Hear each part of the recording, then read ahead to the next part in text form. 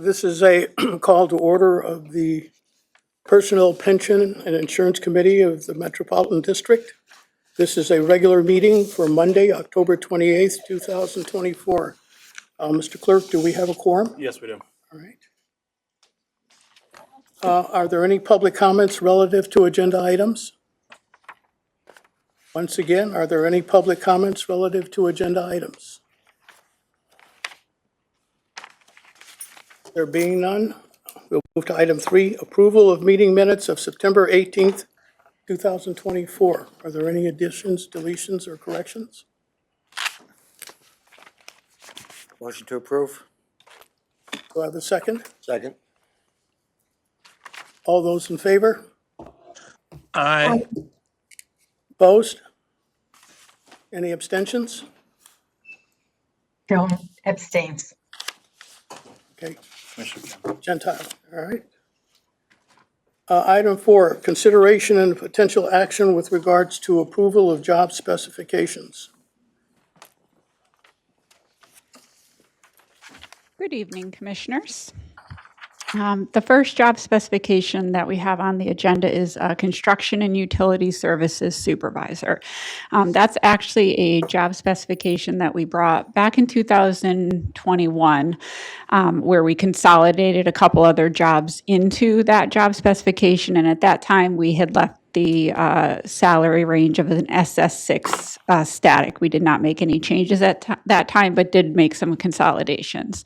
At this point, we're bringing it back with a couple minor revisions, but also requesting that we move it from an SS6 to an SS7, really because the scope of and responsibility for that job has increased. With some of the consolidations that happened, this job is working in with utility services and construction on a lot of complicated programs such as the sewer backup program, the connection program. So again, that's one component. Their customer interaction has also increased, and they're also supervising and managing inspectors as well as heavily being involved in construction projects, the overall construction projects as well as the safety associated with that. So that is a little bit of information about that position, and if you have any questions, I'm happy to address them. Anyone have any questions? Yeah, Commissioner Drake, I read this over. Someone was doing this job before, and other than a few EH&S issues, I'm not sure why we're changing it. Was this planned to be changed 2 years ago, or it just seemed we just upgraded it for no particular reason at all, to be honest with you, So from someone, again, who's not paying attention to all this stuff, and just looking at it. I just don't see any big change in what this guy does, or the person does. If I may, Mr. Chairman. Yes.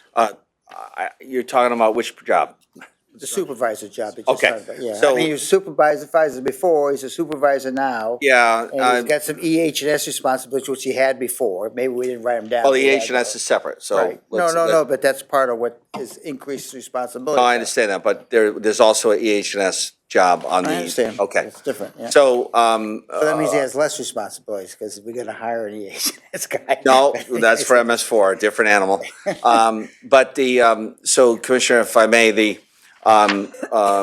one significant change, and as we talked about, I think we're going to talk about meter pits again tonight at the Board of Finance, but meter pit shutoffs, all those things associated with water has created a lot of activity.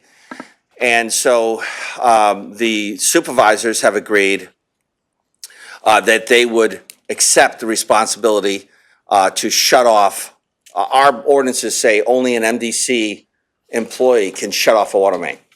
And we want that. That's a very important requirement, that our union employees are the only ones who can shut that off. So the 1026, because of the magnitude of the amount of work that's going on, the 1026 has agreed to be part of that shut-off process. And with the additional amount of work with all the water main, accelerated water main projects that we're doing, they're doing that. They're also, our supervisors are, I don't want to say they're project managers, because we have a project manager job, but they're taking on a significant role in addition to, remember, all the work we've talked about in the past that's happening in the home, in the private residence associated with our projects, backwater valves, sump pumps, that was all done by consultants in the past. Now we're having it done by MDC staff. They're managing that. They're making sure the contractors are doing it. The supervisor on the construction project is now responsible to oversee that as well. So the responsibilities are growing because we're doing more in-house, and we're expecting our supervisors to be really heading up that oversight. Mr. Chairman, could I ask, so Mr. So Slemmy? Scott, if I can, I ask, are you saying that the supervisors are, when we do a meter pit installation, that they're going to be scheduled to turn it on and off, or is regular staff going to be doing? They can do it if they need to. I'm trying to. Yeah, so I just use that as an example, that just the additional amount of work that's going on in the district. We're doing 10 miles a year of water main. As part of every water main project, we have to shut the main off, period. By ordinance, only an MDC employee can shut that off. So we've asked, and they've accepted the responsibility of being one of those MDC employees that can shut a water main off. And so the magnitude of work is growing because the amount of work is growing. And so we're just at the responsibility is getting larger. I'm going to give you an example. We have work at night all the time. And the 1026 has never asked for any additional money. We've made some changes, but when a contractor or the town says we have to work at night, we have to have a supervisor on that job. And so we're asking them to do that. So this is. Doing that before? No. So the point is, we're asking much, much more of our supervisors. It's a parity issue compared to other supervisor positions in the district. It's just a fairness parity issue.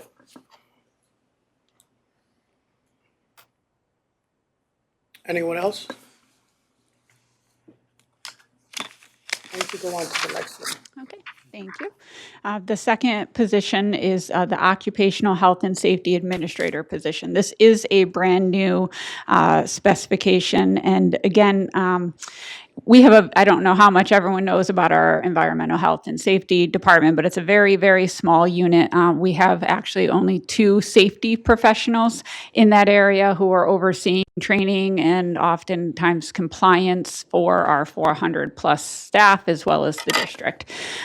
So again, we need a high level of expertise in this area, and the role has kind of evolved over the years, or the expectations have evolved over the years because compliance and regulations are constantly changing and getting oftentimes more complex. So again, we need to make sure we have a high level expertise in this area specific. It really covers all aspects of the district. Also, a key component is, safety. Obviously, construction sites, safety is in the news all the time at this point, especially with the fatal accidents that have happened even over the last year. So again, we are asking a lot more of our staff, and really they're doing things that they haven't had to be involved in necessarily before. In addition, this role also has very active involvement in all of our training. So HR does a lot of the HR-focused training, but the compliance and safety training really does come out of EH&S, and they're coordinating that. We're looking at the various roles that we have here and making sure that we are hitting all those compliance activities there as well on a training perspective. So again, this is a brand new role, really to, document the high level of competency we need in this area. And we respectfully request to add this to the job specification structure. Does anyone have any questions? Thank you, Mr. Chairman. Commissioner Curry. Jamie, is MDC one of the employers that Connecticut would mandate that they have this position? I don't know if it's a mandated position. require? Unfortunately, yeah, I don't know, unfortunately, if it's required for us to have it. It's definitely a very important role, and I don't know how we would survive without that department because they do take on a lot of the compliance standards. Anytime if we have OSHA here, they're doing that. They're oftentimes doing assessments. I've worked with them. If we have employee complaints, for example, on working conditions, they'll do that. So they do pretty much anything we've asked of them, or again, are working with people who can do that as well. Just to follow up, I'd ask that you determine if in fact we are required, MDC is required to have, and if they are, then they're also required to have safety and health committees, and probably a few other things that I'm not aware of. We do have safety and health committees. I just don't know if the position is required, so I will look into that. And right now, who is attempting to fulfill this role of this position? So right now, there's only 2 safety professionals within EH&S. There are some who are more on the environmental side, but it's a staff of 4. So 2 of which are, we have a trainee level position, and then we have an analyst position currently. There's no one who's supervising. Craig Scott oversees as the manager of EH&S. One of the 2? Yeah, he's one of the 3. He's not a safety professional. He's more on the environmental side. Thank you. Thank you, Mr. Chairman. Thank you. Drake? Do we have an EH&S manual? MDC, Yes, there is a manual. there's a manual, and one of these 2 guys keep that up to speed, or whatever, I assume? If I may, Mr. Chairman. In addition to that, Commissioner, every department is required to have an emergency action plan and our EH&S. So remember, whether it's required or not, to the chairman's question, the only way we can police the individual departments, our inspectors, OSHA, even OSHA oversees operational departments, but our staff, independents, right? We have an independent group, different department. Craig Scott was here mentioning and talking about the rate structure for water and sewer the other night. He is the manager of that group. So they're responsible to be the independent to make sure that our departments standard operating procedures and safety programs are being followed by department. And there's a report. We actually, as part of our OSHA and even our workers' comp program, EH&S has to certify that, all of the facts and the details for the year. So that's in addition to what they do on that safety program. Mr. Salemi? Are you okay? Yep. I'll say. Yeah, just a quick question about this. So these positions are dealing strictly with the operational side of the MDC and the projects. Who reviews the safety plans that are submitted by the contractors? Is it these guys, or is it the construction manager level guys, or? Yeah, Commissioner, if I may, Mr. Chair. As you know, in construction, so we hire every inspector that the MDC has, every inspector that's a consultant is required to make sure that we're adhering to our safety protocols, safety program. Every contractor is responsible to submit a safety program. And the group, so our staff, the consultant staff, and EH&F is, if there's an OSHA violation, our EH&S team will get involved. We also have a consultant that does our safety programs for our construction projects. And so we make sure that we're following those and adhering to those safety protocols. All of the safety reports are submitted through legal, through Steve Bonafante, to make sure that we're protected and make sure that the MDC is protected from any issues that might arise from that. Well, I just want to make sure I think you answered the question I had, but so anything on the project side, let's say the clean water project or capital projects, each one of the contractors submits their own safety plan, and then whoever's doing the construction management for that project reviews the safety plan and monitors the safety plan. Right. So for these positions, it's similar, but it's on the operational side, not on the project side. Is that understand? Yes, but there is crossover sometimes, especially if there's an OSHA violation. Anytime there's any kind of OSHA violations that involve the contractor or ourselves, our EH&S is involved. Yeah, so but in your typical, operational, and not without a violation present or something. So on a project, you'd have the contractor providing toolbox safety meetings for the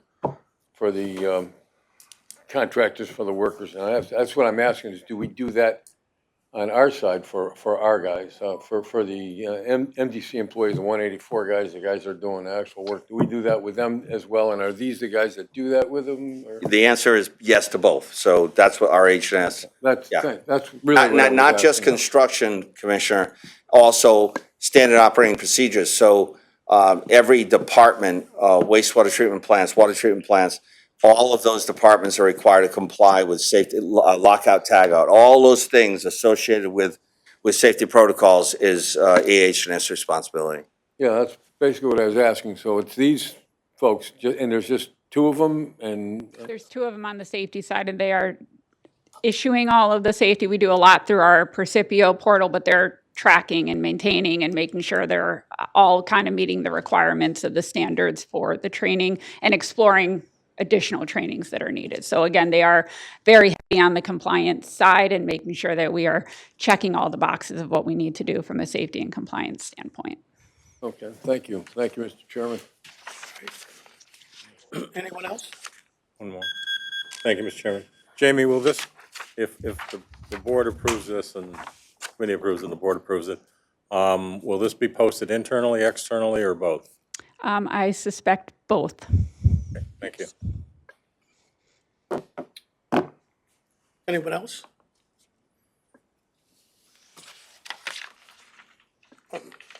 We voted on this one? No. No, so it's two separate agenda Yeah. items, so either taken separately or if the motion to approve. Well, we voted on the, we haven't voted on the first one yet. Correct. So, do I have a motion to approve item B, which she has been discussing? A, 4A. Well, did we do A or not? No, there hasn't been a vote on either, so Okay. we could either tackle them individually or somebody could make a motion to approve 4A and 4B. Mr. Chairman, I make a motion to approve items 4A and 4B. Do I have a second? Mr. Chairman? Second. I would ask that the maker of the motion withdraw the motion. One's an amendment to a job spec and the other is a new job spec. And I would prefer that we keep them separate motions. Is there any objection? No objection. Right, then may I have a motion with regard to item A? So moved. Do I have a second? Second. All those in favor? Aye. Aye. Opposed? Any abstentions? Passes. Item B, may I have a motion with regard to item B? So moved. Second, do I have a second? Second. All right. All those in favor? Aye. Aye. Aye. Opposed? Passes. Item 5, discussion, prior cost of living adjustments to retiree pensions. Was that your item, Mr. Chairman? Yeah, but I'll defer to Jamie. Thank you again, Commissioners. So I was asked to pull together prior cost of living adjustments to our retiree pension.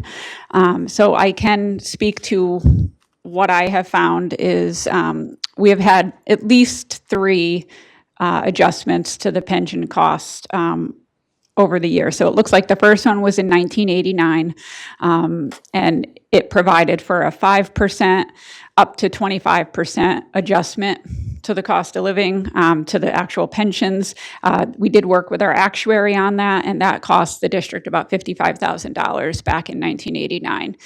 In 1997, there was another one, and it kind of followed the same methodology of anywhere from 5% to a 25% increase.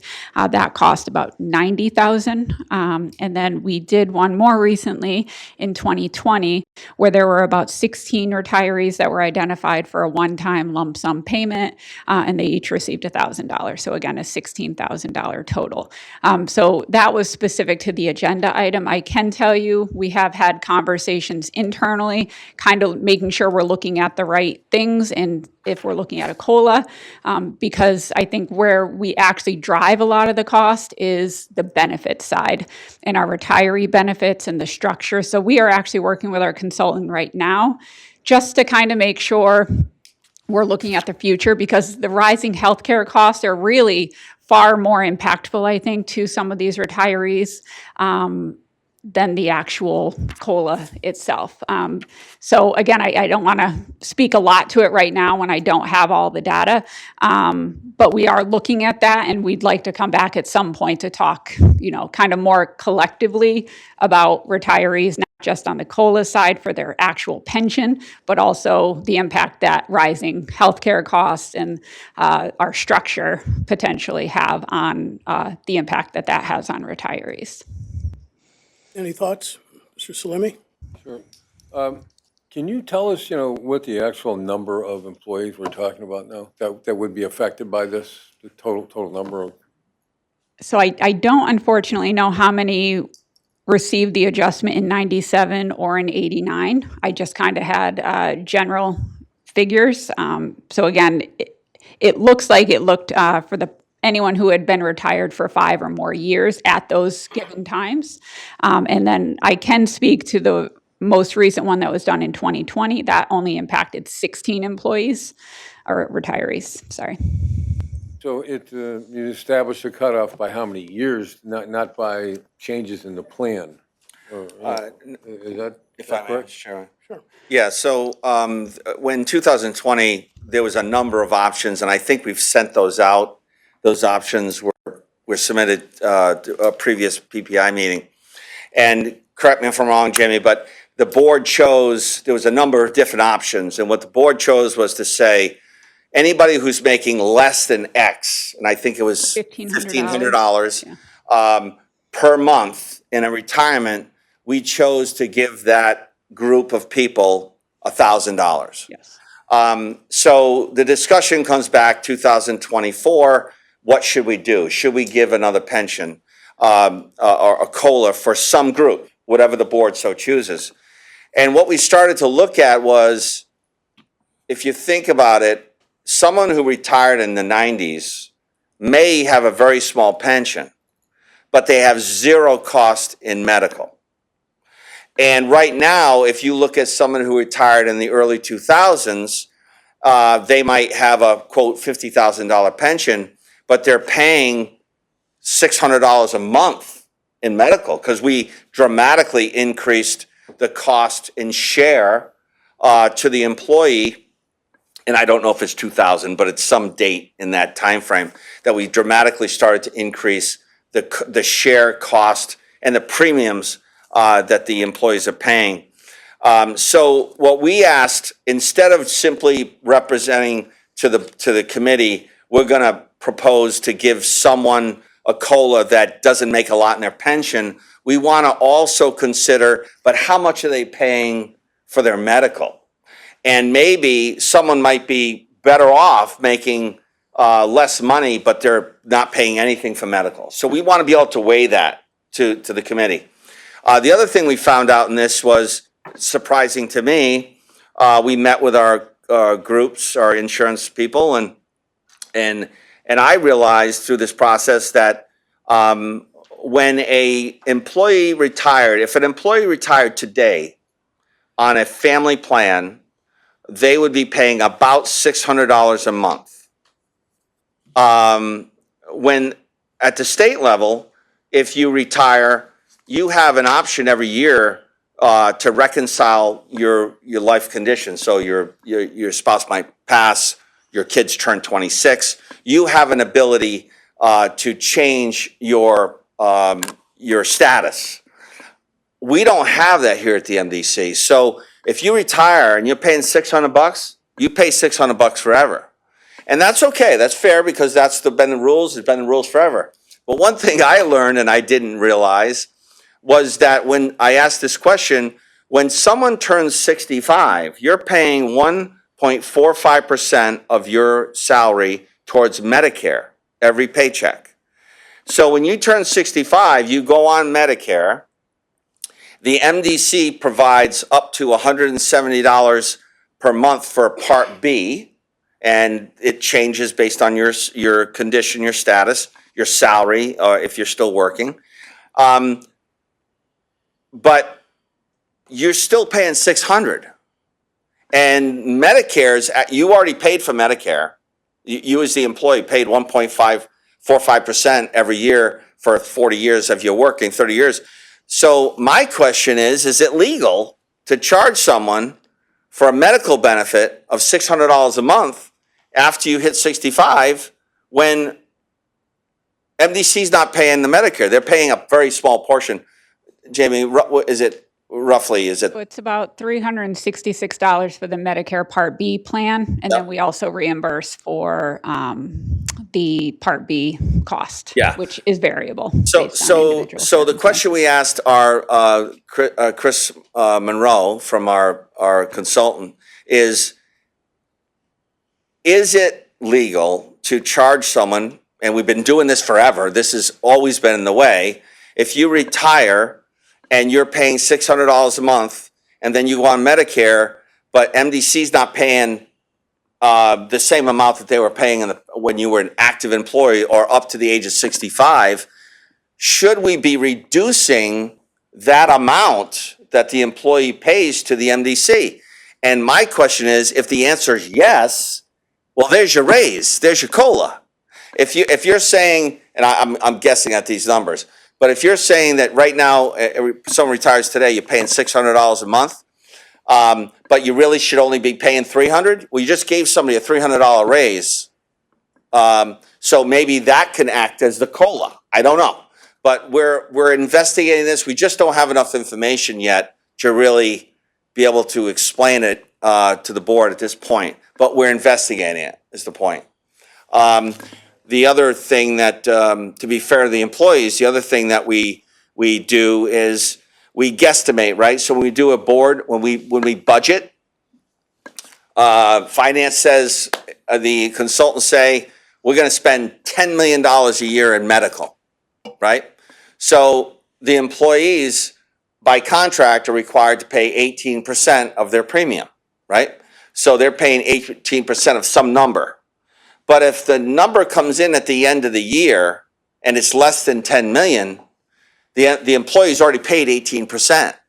So is that fair to the employee? I don't think so. So we've got to look at this globally to make sure that we're properly charging the employee for the benefits that they're receiving. We just don't have enough information yet to really bring it to the board. Jimmy, I've got a question for you. Sure. Can you walk us through what the process is in terms of charges to the employee? Let's say that an employee retires at age 60, or they get their pension. Yes. That's the first thing. They're not old enough to go on Medicare. And for that matter, they may not be in the right cohort for Social Security. Right. Okay. So basically, we're paying their pension and we're covering their medical expenses, is that correct? But they're paying us a premium out of their retirement income, is that Yes, correct? out of any contributions that the retiree is making for their medical, whether they're on the over 65 plan or the under 65 plan, does come out of their pension payment. we work very closely. Katie in my office handles the benefit side, works very closely with retirees when they are getting ready to transition from the active plan, because they can stay on the under 65 active plan if they retire before age 65. Once they are approaching age 65, we are working very closely with them, letting them know what they need to do in terms of enrolling in Medicare Part A and or B, as well as transitioning them onto the Medicare supplement plan. Okay, well, then the employee hits 65. What happens then? So then they are no longer covered under whatever active plan they had. So if, generally speaking, right now, that's the PPO plan. So that means they're no longer covered under that plan, and they transition to a Medicare supplement plan. So Medicare becomes primary. So that pays the first chunk of the medical expenses that are considered qualified under Medicare. And then the supplement plan that we also provide for the employees picks up whatever balance remains after Medicare has paid. Now, that supplemental component, is that one where essentially that is insured on our part, or is that once again, we're paying? So the Medicare supplement plans are generally, you buy them on the market, anyone can buy them. We happen to have, I believe it's a Plan F, and that plan is fully insured by the insurance company for that piece. So yes, it's not the same setup as we have for our active group. Then where does the CPEP come in? I mean, we have our regular OPEB? OPEP, I'm sorry. Oh, yeah. OPEP, yeah, okay. OPEP. So that is paying for, again, we have all these plans. So the employee is not paying the full cost of what it costs to run our program. So this is OPEB helps to help run those programs. And Bob is here, so he probably knows exactly how much is an OPEB for the retiree group. Is it $1 million? Or for the retiree, how much a year are we spending on our retirees for medical versus our active group? I think it's like 10 million is allotted, and I think $1 million of that is our over 65 group, right? Sorry, putting you in the spot. I'll get you the number. I'd rather give you an exact number than quote it from memory. I think our total spend is 16 million. I think we have an 11 million for actives and 5 million for retirees in total. But I'll confirm that, and I'll send an email to John and he'll distribute. I'll give you the exact number. I guess what I'm looking for here, can we have laid out for us what this looks like in terms of, can you give us an example or a couple of examples? So that basically we can have something that we can visualize and, more importantly, read, so that we can work through it and work back and forth. Because I think basically, if I can speak for the committee, I think people are looking to be fair Absolutely. and to do what is best for the employees, but also at the same time, we can't kill the company. Yeah. So there's going to be a kind of balancing that goes on here. Yeah, absolutely. We absolutely will have that laid out, because we can't look at just, one piece of it. That's why we want to really kind of look at the whole pie right now and make sure we're being thoughtful about where we are spending money if we need to. So we absolutely will have all of those scenarios laid out when we're ready to bring that forward. Now, do we need to have our actuary here or actuaries here? Yeah, I think at the time in which we are ready to come forward, I do think it makes sense to have all the key partners here as well. Okay. Mr. I Solano? think so, yeah, and I think at the beginning of the this question that raises this issue was that, for instance, our employees don't get, retired employees don't get a raise. They don't get an automatic raise. It's not the state of Connecticut, where the state of Connecticut gets 1%, I think, or two 1% raises in a year, or 1%. Yes, 7%. Depends on when you retired. Right. Could be up 2.5% or Yeah, more. 7% last year. Yeah, but there's something that's built in where retirees get cost of living raises, where we don't, at the MDC, we don't do It's that. a So formula. I think that's what part of what raised the question in the first place was that some of the folks, I remember when, years ago, the 89 one and the 97 one, where I know they came to, especially 97, they came to Bill, I don't know if you were the chair then or, no. No, I wasn't in 97. No, but I know they came and asked then, and they hadn't gotten a raise in a long, we still had some guys that retired in the 60s or 50s back then. So I think that was the question, that there's certainly no automatic COL for retirees. And I think what Scott said before, and what Jamie's told us, is that we're better off to look at the whole picture rather than to just say, well, gee, they don't get raises. Yeah. They may be in better shape without them, like Scott said, and I'd prefer to see the whole picture. It certainly doesn't mean we don't want to do anything to help. It just, we want to do the right thing and be careful about it. That's all, so.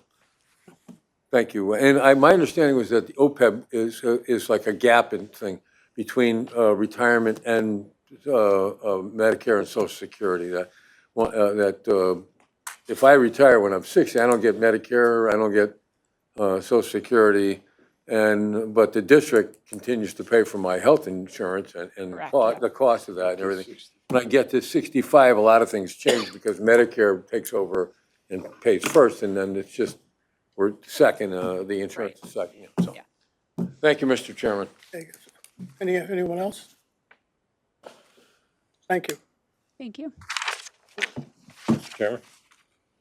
Thank you. Commissioner Curry, I'd only add that when I asked you to put this on the agenda so far along, I can't remember when, it's been a while since we got to this point, because they've been kicking the can around, not down the road, but around the room, to look at alternatives. I was surprised when I looked at the list of retirees, thinking, and I'm old school because I'm old, but you're going to draw that magic line where there's a whole group of people or a small group of people that need an increase or a COLA more than the majority, but there really wasn't, in all fairness. I think that I was surprised at that. So in talking with Scott and Jamie, all these very different ideas on how we could supplement some of our retirees with a COLA without negatively impacting MDC's budget, it seems now like they're going to become possible. So I'm anxious we move, and the final decision may be to do nothing. I don't know. But I'm encouraged that there may be a way that we can help our more senior retirees. Anyone else?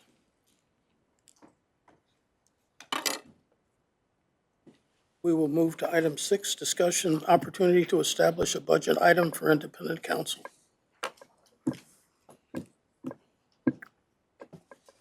Yes, Mr. Chairman, if I may. Yes. I asked to have this here. So we've spoken about this before, and we've also spoken about what the possible cost or budget for this would be. I think, again, it would be to establish a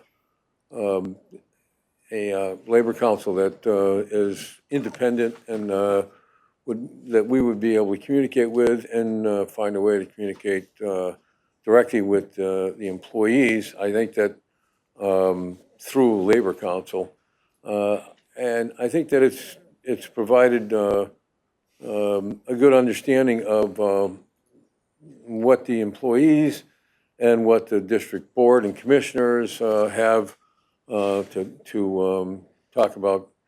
I think that some of the benefit programs that we've established, we've asked for reactions to. I think in the same way, we'll get this climate study and we'll get back, and we're going to be asked to react to that as well. So I would propose that we do this, and I think the last time, I forgive me, but I didn't get to the numbers up, but I thought it was 50 or 60,000, I think I asked. I think it's 60,000, and I asked it to consider, and that was based on some labor council, the cost for labor council, the last few years that we had independent labor council. So that was 60,000, I think. So I would ask for that, and I would ask to put that in the form of a motion and see if we can, establish that and send it to Board of Finance and District Board. I guess, Chairman, through you to Chris Stone, the other issue might be, I mean, we now take care of these things without an independent counsel. Can you give us an idea of the cost of that per year? If you know, I'm not clear, I'm sorry, Chris Stone, District Council, I'm not clear on exactly what this new position would do, so it's hard to compare what's been done in the past and what we spent in the past with what this position would do. So if perhaps the maker of the motion could provide some clarity on exactly what their role would be. So for example, we've handled, for the past 3 years, we've handled most of our grievances in-house. We have pension counsel that we've had for over a decade who has advised us on pension and pension laws and amendments to our pension plan trust agreement.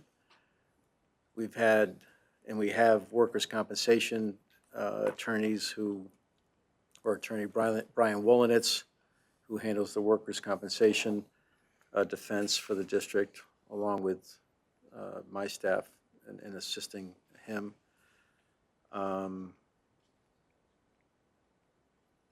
We have other attorneys on special projects. We have Hinckley Allen on the tunnel litigation. We have Garrett Flynn on the landfill litigation. And so I'm not taking a position one way or the other. I just like, in order to answer that question, I need some definition on what this person would do.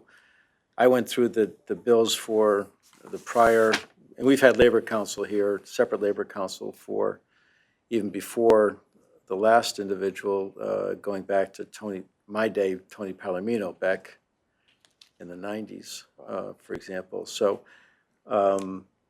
it's not unheard of. I just trying to get some idea of what this person would do.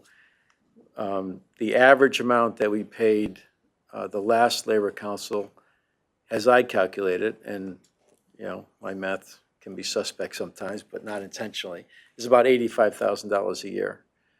Not to say that 60 wouldn't do whatever they're doing. Not to say that 60 wouldn't do it. I need some idea of what that person would be doing. And that's all. If I may, Mr. Chair.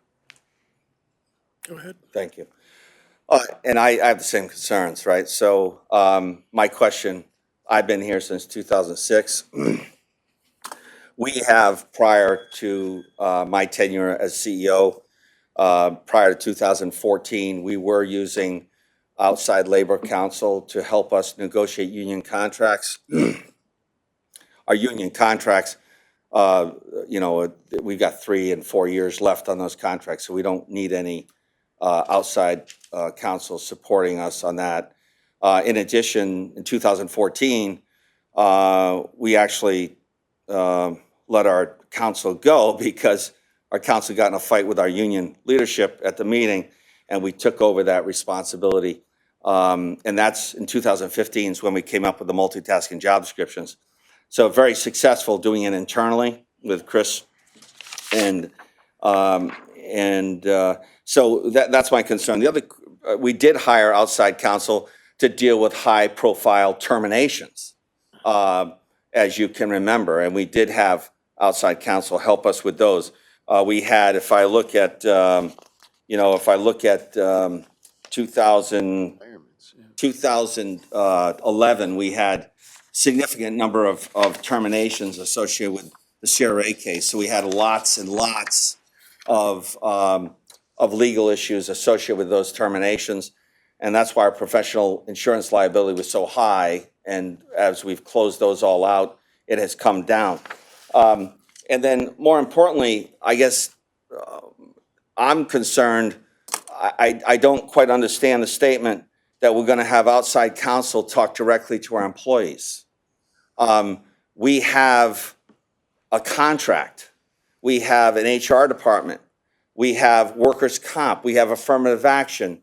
The employees have, there's a process that this board has approved, the whistleblower process, the grievance process. To say we're going to bring in outside counsel to discuss something that an employee may or may not like the answer to is going to make it impossible for the MDC, HR department, affirmative action, whistleblower, the CEO, and the district council to do its job. So I'm very concerned about that concept of they're just going to help us talk directly to the employees. You know, that's my job. That's HR's job. That's affirmative action job. That's the policy set by the board, to have the board through an outside independent lawyer talking to, we have 2 grievances right now. 2 in 184. One is from the union president, and we got two grievances. The union contracts that were approved, and what was the date, Jamie? 2023 was the effective date. 184 approved the contract, 133 to 20. 1026 approved the contracts, 43 to 6. And 3713 approved the contracts. All these numbers came directly from the presidents of the union. 3713, which is our inspectors, our technical staff, they didn't give us numbers, but they said overwhelmingly passed. So to the question of district clerk, I don't understand what the purpose of this outside counsel. We have had outside counsel, as I've discussed, help us negotiate union contracts, help us deal with high-profile terminations. But to talk directly to staff because of concerns they're circumventing HR, whistleblower, affirmative action, or disciplinary issues that they don't like the answer to, I think is extremely, extremely dangerous for the board to get involved in. Well, Mr. Chairman, I don't think I said that we were going to talk, directly to individual staff and stuff. I think that every major municipality that I know of has labor council, and separate and distinct from their corporation council, and they have other councils that go to the, Board of Mediation, Arbitration, represent the municipalities, and not necessarily their actual corporation council. I can think of examples. When we talk about talking to employees, it's just sort of opening a conversation about different issues. When we went to establish the OPEB fund, I asked if we could establish a contribution from the employees to the OPEB fund, and it was a labor council that brought that to the employees and basically negotiated that. We had asked originally for 1%, and I think eventually it was 0.5%. It was something that the council did. So it's just issues like that. I'm not suggesting there's even one out there like that. It's just a possibility of there being out there. And I'm not suggesting that we need to spend the whole $60,000. If an issue comes up that we want to use them for, we use it for. But there's not necessarily to try to, circumvent the protocols that are already out there. We've used them before for the issues that we've spoken of. That's my point. Thank you, Mr. Chairman. Mr. Drake? Yeah, Scott, when a union wants to do a grievance or bitch about something, do they have an attorney call you, or they just call you? Jamie, do you want to stand up and just talk about the process? So obviously, Get into real detail. yeah, that's okay. But this is important. Is there an attorney from their side? Please, yes, this is very important, right? Because this is union contract language, right? We have to comply with it, right? And I apologize if I misunderstood Commissioner Salemi, but I thought I heard him say that they would have a counsel that the board could talk directly to the employees. So Jamie, why don't you explain the grievance process and how you bring in Chris and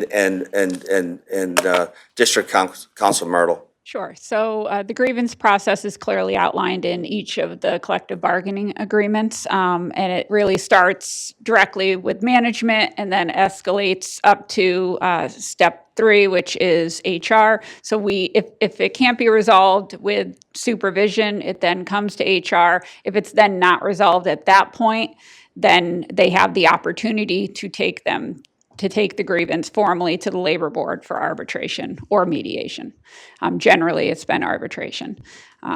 And from step 1 to 3, HR is kind of the one involved. Direct supervision is involved. Attorneys are not involved at those stages. If it gets to arbitration, I work directly with legal counsel's office to present in front of the board. The labor board, sorry. I would only add, Mr. Chairman, that I didn't say anything about grievances. I said, we're not trying, and this wasn't going to be to interrupt in any way the protocols that are there. It was just a way to initiate conversations with labor. I'll just say labor, so it's plural. It's not any individual, with labor. So, and we've done it before, and I gave an example of one of the things that we did it with before. So. I would, at this point, one of my concerns in this area, quite frankly, is the negotiation of labor contracts with senior managers at this company. I think that it is incumbent upon us to be very careful about this process, and I think that it is critical that we have outside counsel in that regard.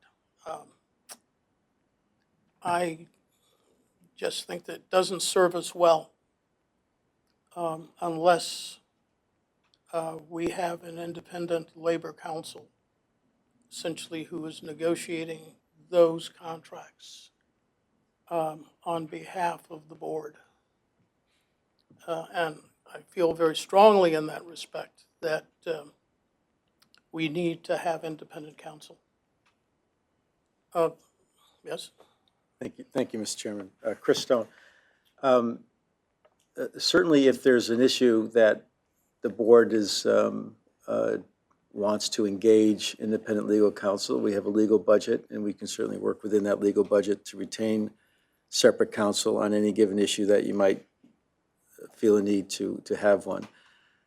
We've been able to reduce our budget on labor issues significantly over the past several years. We've been able to do so effectively. We've gone from, and it's not just the legal department, it's the administration, Scott and his staff, in terms of shortcutting, addressing issues as they come up at the lower level and resolving those issues. We've gone from a grievance total, and again, some of these numbers are a little off because some of these years include the separation from CRA. So, for example, in 2012, there were 113 grievances. Most of those relate to the transition from having the CRA contract to not having the CRA contract. So that's kind of an outlier. But for the most part, since that time, if you took away 2012, we've gone from a high of 59 grievances in 2016 to, in 2024, 8. And again, that's not because people are afraid or reluctant to file a grievance. It's because the issues that present themselves in any grievable issue have been resolved at the lower level. So I think that's a credit to all of the administrative staff and to this board, quite frankly, giving us the direction as necessary as we move forward on these issues. The other thing that we should recognize is that, and Scott brought it up in his discussion, is there were some significant high-profile termination cases that we dealt with in the past 5 years. And I won't name any names, but they were not insignificant. Those cases were handled in some cases by panel counsel on behalf of our E&E employment attorneys or insurance company. Some handled through direct retention by Attorney Halloran, whether it be I can think of 2 cases where they were directly through Attorney Halloran, and all those cases entailed, and it wasn't Art's fault, it just in significant dollars, significant expenditure on those employment liability cases. So it caused an increase, not only in terms of our premium, but also in terms of the amount of retention that we had, self-insured retention. What we had to pay $1 before the insurance company kicked in with their monies, whether that be in terms of settlement or judgment payments or cost of defense. Again, those numbers are not insignificant. In some cases, the amount of money that the insurance company would allow us or allot us towards our self-insured retention on an hourly basis was less than what we had actually spent, but it was money we're spending. And so we foot the bill on that.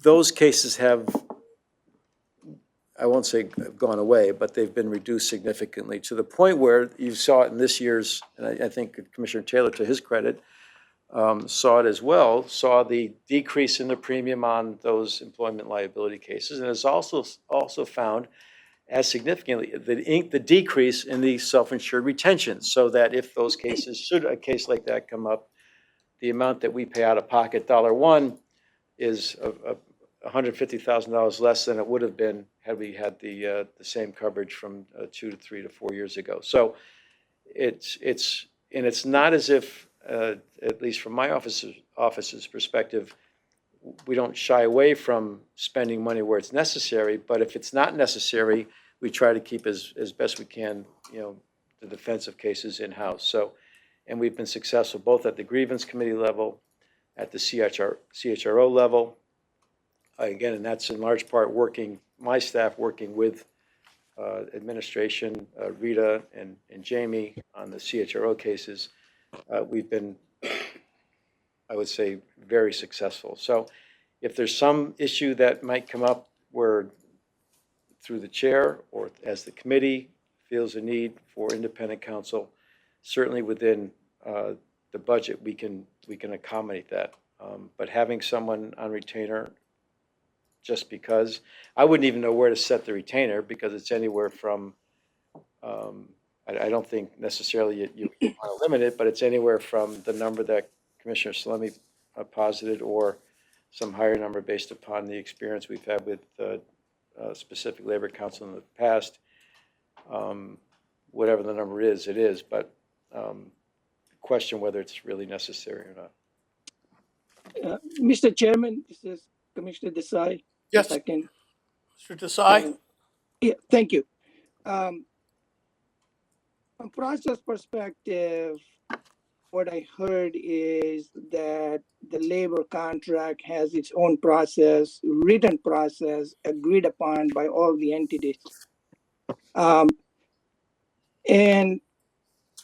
the question I would ask is there a concern from the labor union attorneys or counsel addressed to the board that says they are not comfortable with the process, with the staff counsel, with in-house counsel, and the way it's negotiated? Is there a concern from them? And if not, where is this concern coming from, and what is the concern? Is that somebody's opinion, or is that a real concern that we should be addressing as a board? I like to first understand what the concern is so that we can address it appropriately and for good, right? But based on what I'm hearing, it looks like all the negotiating parties, including unions and their attorneys, are comfortable with the process that they have laid out. So so before I vote on anything, it's just like trying to understand what the concern is, where it's coming from, And has it been established like that is a concern, or is it just an opinion, that somebody is giving? Thank you. Should we ask? I didn't say there was a concern, but go ahead. Mr. Curry? Thank you, Mr. Chairman.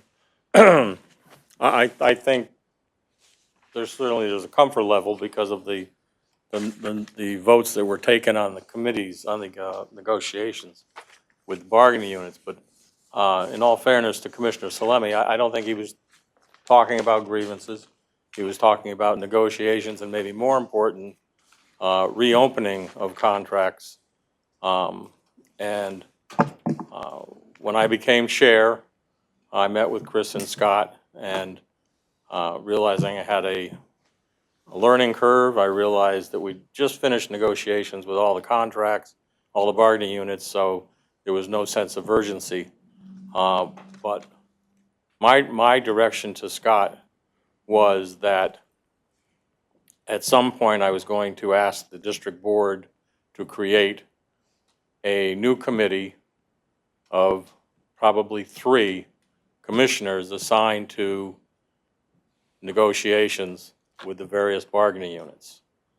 Now, that's not to say we still don't need private and independent labor counsel, because we do have 1 or 2 contracts that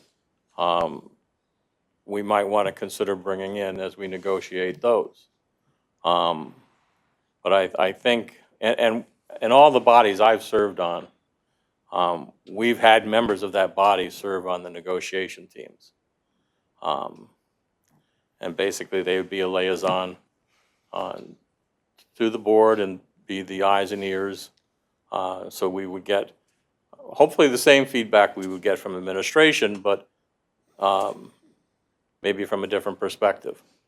I think it's an equal balance without a cost. And I think if for the negotiations for some of our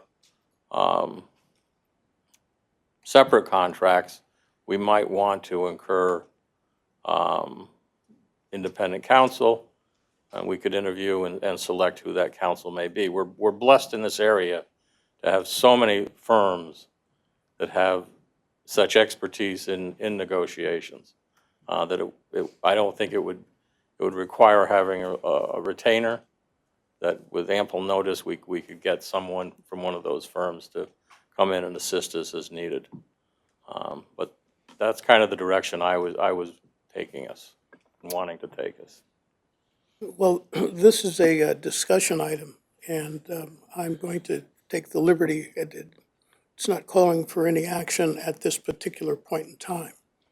But I do think that we need to continue to explore this and raise this. And I think we should be aware of the fact that historically, MDC commissioners have been involved in the past in labor negotiations.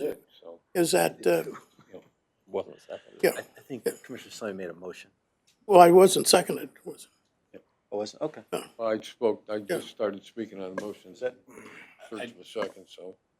I mean, there wasn't like a clear articulable motion. He Fair enough. made the comment of a motion, but Okay. it wasn't. Fair enough. It's a discussion. Yeah. Steve Allen?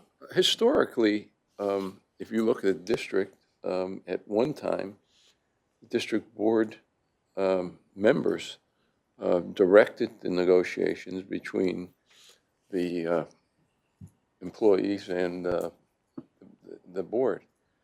It was common practice that the chairman of PP&I was the lead negotiator for several years, and then we've moved in different directions. But there was much more district board involvement in that process, and it's, Tony Pellerino was for. Sorry, just want to keep this open and moving along, okay? Yeah, let's go. We got time. We've got a couple more things to do. If we have discussed this enough, and this is not a closed item, we can move to item 7, a discussion with regard to the management study.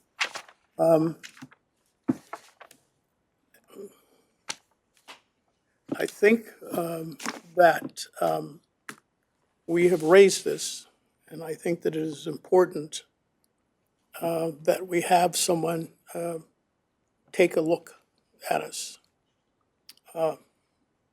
We can build on the work that has been done before, but I just think that it's prudent that we have ourselves audited.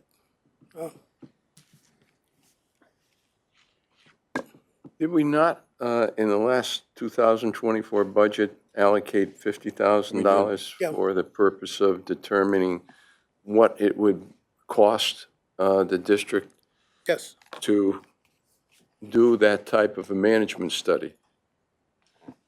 Was there any progress on that, or did we take any action? no action. And again, I've been one that has been very concerned over doing an evaluation. I think if we look at what's happened over the last 3 to 4 years, we have continually seen legislation raised at the state legislature asking for a task force to study the operations and other things, an outside investigation or evaluation, I don't want to say investigation, an evaluation of our best practices and things we do. I believe it was the beginning of this year and part of last year, Scott did an outstanding job laying out what we've done in the process between the last management study and what we did. It was excellent. I think the board thought it was great. But again, it's the MDC looking at the MDC. Again, much of the criticism we get is, yeah, you guys look at it, but you look at it yourself. What are outside eyes going to see? Almost every major corporation has management studies done so that they have the ability to look at themselves by someone else from the outside. And we haven't had one in over 20 years. I believe that was the time frame. And again, what that management study would be, I thought was going to be the $50,000 that they could come back and tell us what other municipalities are doing, other public agencies and private companies in terms of looking at best practices within the industry, best practices within the operation, all things that you need someone from the outside to take a legitimate and realistic look at what we're doing. I mean, you continually are getting at the Connecticut State Legislature from our towns, because our towns support some of this stuff. These people don't come up with this idea, legislators. It's a group of people that are asking for an evaluation, whether it's our operation or how we operate. It's continually appearing before the legislature. You're going to get to a point in time when the legislature is all of a sudden going to say, yeah, maybe that is a good idea to do. And I can't understand why we're so hesitant to have someone from the outside look at what we're doing. And I think it's healthy. It's a function that we should be doing. We provide information for the governor's office, for the auditors, for the OPM, and we provide it to them. We don't get any feedback from them. And they're not really an outside group, and there's legislation in to have the auditors do an assessment of MDC. So I just think it's a healthy thing for us to do as a board to at least protect the board from what operations are going on that we don't have the expertise to evaluate. And again, this is not a reflection at all on what our staff is doing. I think they're doing an outstanding job. But again, that's this board's opinion. And I think it's healthy to have outside eyes take a look at it. And I think it's a great time to do it, because after I listened to Scott and what we've done over the last 15 or 18 years, it was impressive. Why are we afraid to look at ourselves, have someone else look at ourselves legitimately, especially when we're getting this kind of pressure from people continuing to put legislation in? Thank you, Mr. Chairman. Commissioner Curry. While I agree for the most part with what Commissioner DeBella has said, I think this committee and the district board approved the $50,000 expenditure. And then it's kind of just languished there. And I think now it's time that, past time, we give direction to where we would like the next step to go, whether it be asking our CEO or HR to go out and do some research on similar businesses, what it costs, availability, come back to us with information that we can then apply,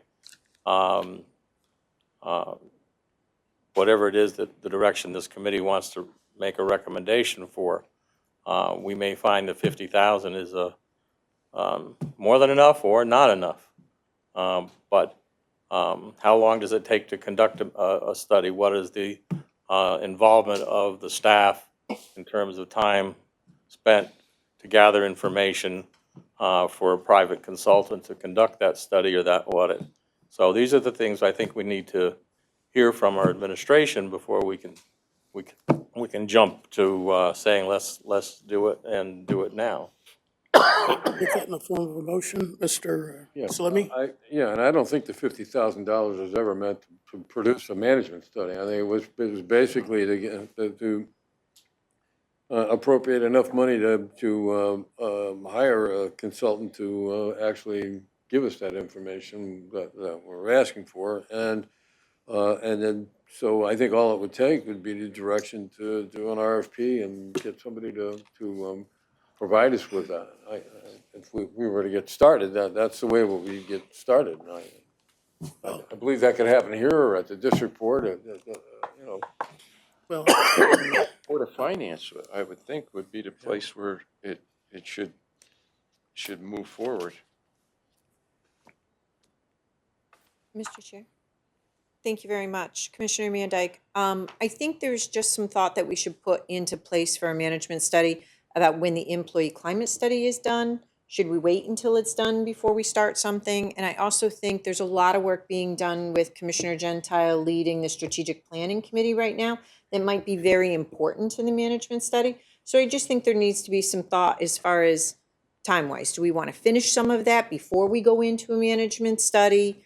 How do we want to kind of do this? Because I think we've got a lot of balls up in the air, and I think we should kind of finish some of them and then sequentially kind of move it forward. And I think it would be less taxing on staff too, not to have 3 different projects going all at once at the same time as well.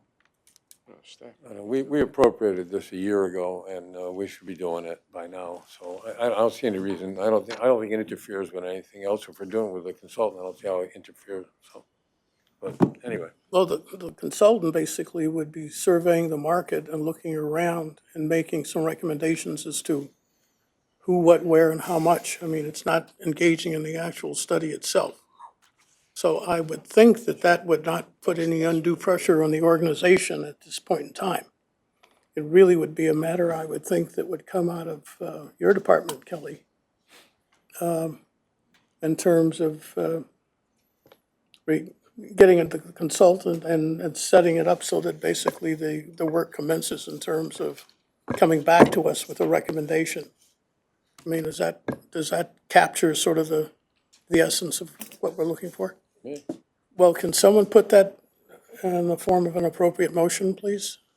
It's got to be a committee member. Yeah. Yeah, well, I'll make that motion. I'll second it. I'm sorry, could you articulate? No, I think you can have, I'm going to be like Mickey Mantle and say whatever Casey Stengel said. So, I guess as the clerk, I don't have, there's been a lot of discussion. I guess I'd request that we have an articulated motion for what the PPI committee is looking to. Make a motion. I'll make a motion. I make a motion to staff, I guess, figure out how to go forward to put together a management study, a consultant. And so, because again, you just want to find, how do we go ahead with find a consultant, not do the study. I don't know, I thought you were asking to produce an RFP. Yes. Well, that may be their What answer. you just said. That may be their answer, do an RFP, but whatever we need to do to go find a consultant, let's start with that step. That's If I gonna may, take Mr. time. Chairman. Sure. Thank you. That's a pretty broad statement on an RFP, right? Just we're looking for a consultant. We need some No, more no, meat. no, no, no, I'm not saying, the answer coming out of this next step would be an RFP, but again, what is the process for us to go find a management consultant? That's what we should ask for. We Then just we need go a little from more detail in terms of what you want the RFP to say, right?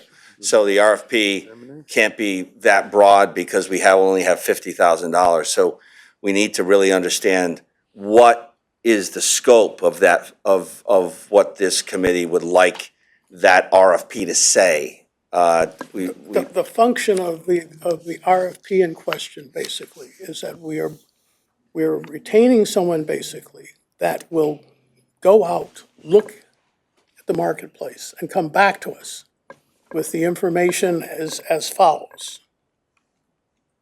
Who are the people out there that do management studies? What is the cost? All right, how long does it take? I would think that that's basically what we're going to be looking for. Establish a scope. Yeah, that's all, yeah. Whatever the resource, that's right, and whatever the resources are that they're gonna need to do it, so. I mean, we're not talking about getting into the actual details of the management study itself.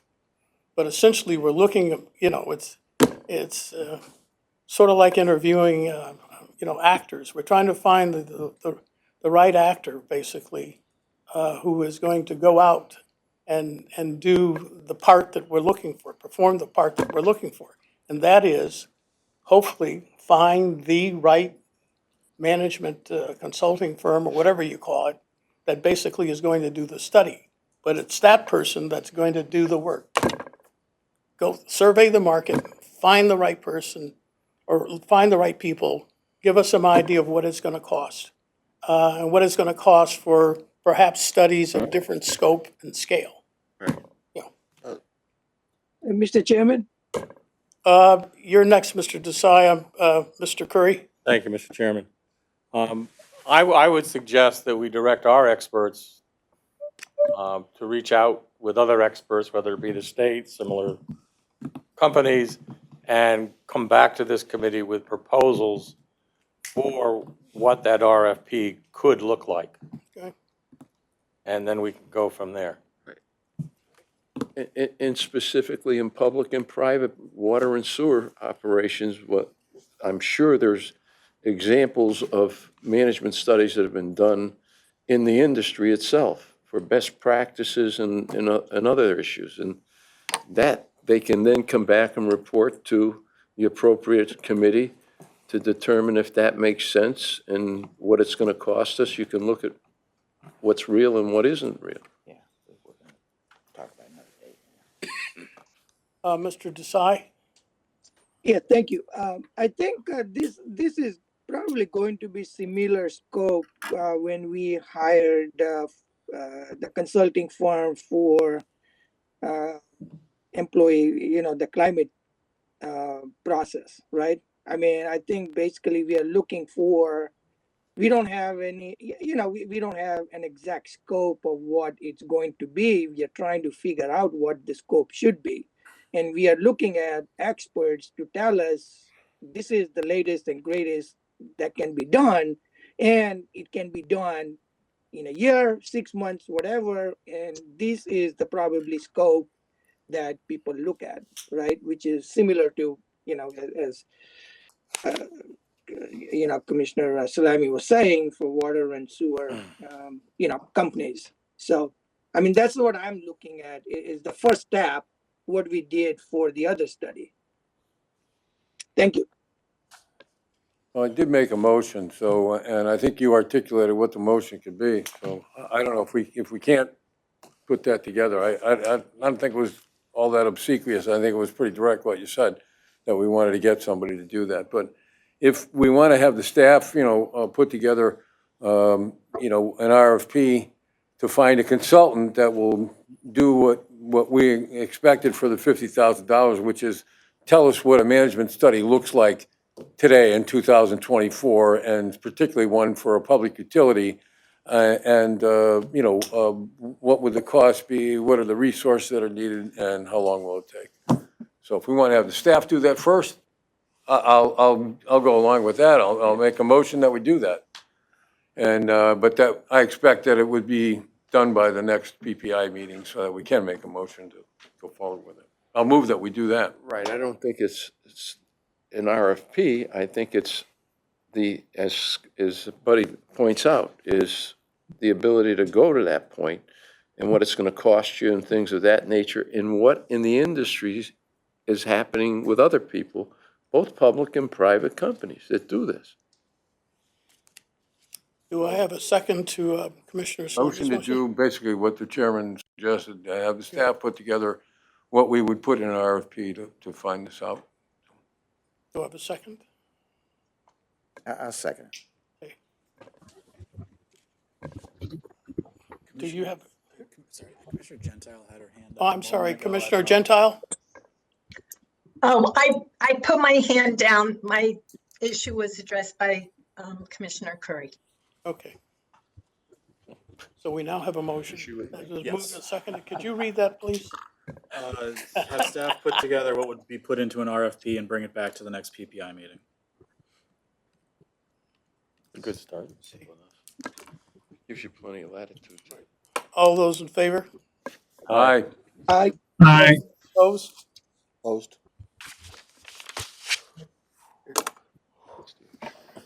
We move to item 8, discussion of the employee climate study. Where does that stand right now? What's going on there, if any?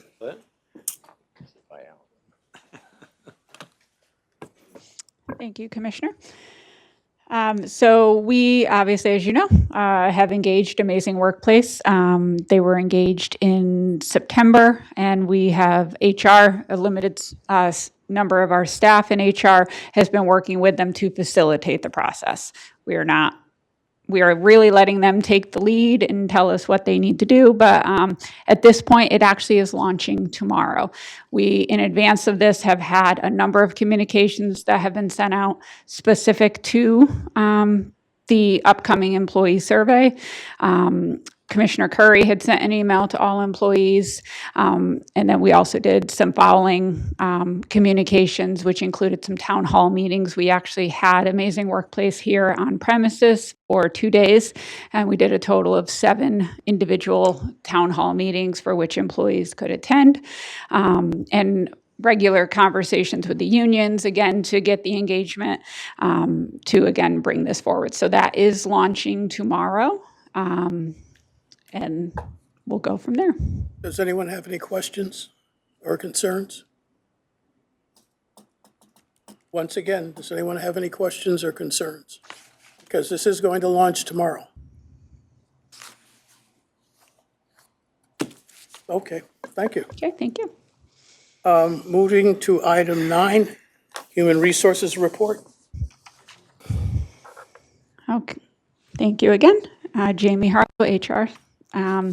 So item 9A is vacancies, including job title, classification, open posting, and whether it posted internally or externally. At this point, we have approximately 13 open positions. I can go through some of the job titles, but we have a WPC, we have an operator in training. That was a new position that will be posted soon. We have a WPC operator, a couple of those, just the licensed certified operators at WPC. We have senior maintenance mechanic. All of these are going to be likely posted open, meaning they're internal and external, so we could have applicants from both. We have a maintenance maintenance mechanic. We have a water treatment operator in training, which has been posted. Again, open means simultaneously it's internal and external. Utility maintainer. 2, which those actually are posted internally based on the 184 contract. So unless we don't get internal applicants, then we post it to the outside. We also have a contract specialist and a construction manager as some of the positions as well. Those also have been posted open, meaning internal and external applicants are free to apply. So the vast majority of the jobs that we do post are posted open so that we have internal and external candidates. But we do, again, it really depends on contract and, things like that. So, if I may, Mr. Chair. So of the 13 positions that are vacant, all of them are posted except one. So they're already in the process of being posted, and as Jamie mentioned, we have to follow the union contract. So every contract is different, every position has different requirements. We comply with that, and that determines whether or not we have the right to post to the outside or just internal first. So I hope that answers that posted question. Any questions on that?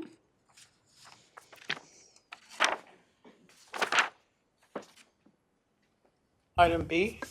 Okay, item B. In terms of new hires for the month of September, this is retirements, resignations, and terminations for the prior month. So in the month of September, we had 5 new hires.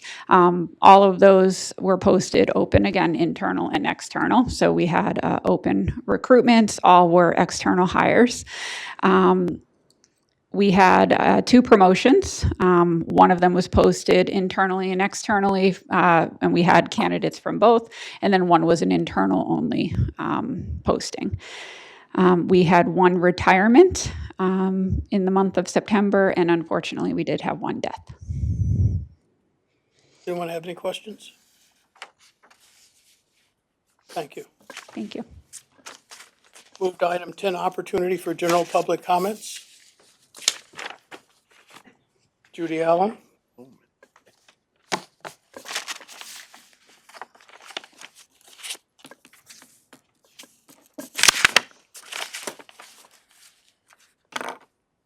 Judy Allen, West Hartford. In terms of an outside labor relations attorney and creating a position and a budget item for that, as a customer, I would be totally against that. I think we've been operating just fine with our own legal department with the ability, if they need to go out and hire someone to help them out. And one of my pet peeves is hearing people say, in the past, we've done it this way. At one time, we did it this way. I want to be forward-looking, not backward in terms of this is the way we've always done it. Let's move forward. I guess that's it. Thank you. It's again opportunity for general public comments. Commissioner requests for future items, agenda items. Thank you, Mr. Chairman. I would ask that you consider putting on a future agenda or creating whatever direction it goes in from your committee, but to establish a review of cost of living for retirees every 5 years. That doesn't necessarily mean we're going to take any action, but you have to review it. All right. Mr. Salemi? I just want to make sure that the motion that we made before included having staff bring back their recommendation on this, on an RFP to the next meeting of PPI. Is that, we get that? Is that in that motion? Is that, we're going to hear from them at the next meeting of PPI? I included that in the motion, yeah. So that'll be on the agenda. I just want to make sure we're looking forward to, so I like looking forward as well. Once again, Commissioner requests for future agenda items. Then I will entertain the appropriate motion to adjourn.